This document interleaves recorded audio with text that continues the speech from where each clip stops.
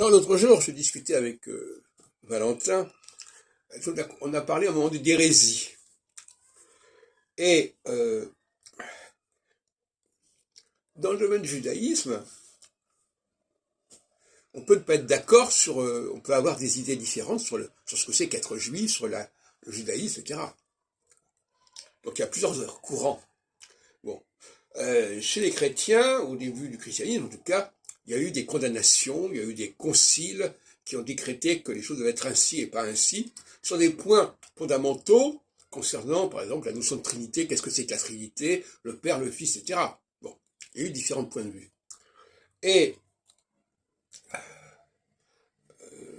la question juive ne se résout pas à une question idéologique.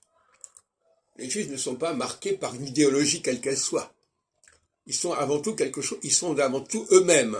Ils sont avant tout quelque chose qu'ils ont en eux. Ils ont ça dans le sang.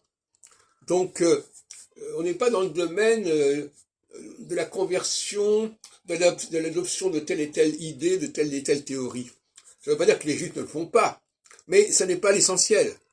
L'essentiel, c'est la capacité juive, c'est le pouvoir juif intérieur, c'est la puissance, c'est les facultés qui sont là, par-delà tous les discours possibles et imaginables. Autrement dit, c'est ce que je dis ça entre subconscience et surconscience, ce qui est important, c'est ce qui est. C'est pas le discours sur ce qui est.